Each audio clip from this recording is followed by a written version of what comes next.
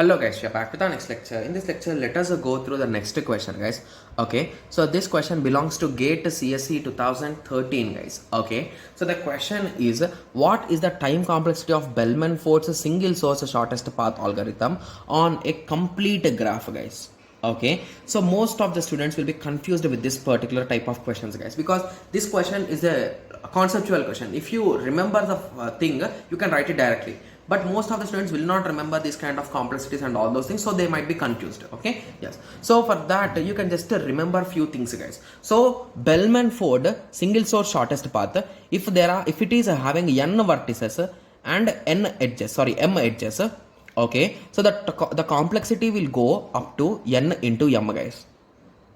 Okay, so but in the question he clearly gave it is a complete graph, right? Yes, and he gave that it will be having n vertices, right?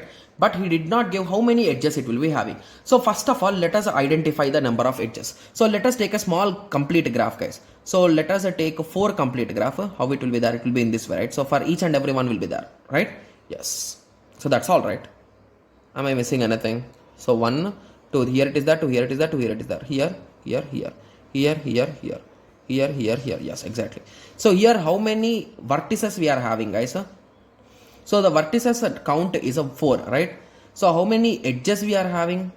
So we are having 1, 2, 3, 4, 5 and 6. So in total we are having 6 edges, right? Yes. Okay, so let us try for vertices 5, guys. So the 5 vertices, I think everyone will remember, right? So it's just a star representation, right? Yes. Okay, so how many vertices we are having? Vertices we are having 5, and how many edges we are having? Let us count, guys. So 1, 2, 3, 4 and 5, 6, 7, 8, 9. Okay, yes. So we are having 9 edges. Okay, yes. So if you observe carefully here, so by this observation you can decide that, so if you are having n vertices, how many edges you are going to have in a complete graph, guys. So this is just a small remembering thing, guys. So approximately if you are having n vertices, at max you can have n square number of edges. At max I am saying, I am not saying exactly n square, at max n square. So in small cases it's not that much varying, but if you take really lengthy cases it might go up to n square, guys. So at max it will have n square. Okay, so this is just a remembering thing, you can remember it, guys. Okay, yes. So now if you substitute this in our equation, that is nothing but nm. So here we are having n into n square, so which indirectly ends up at n cube, right? So that is the result here.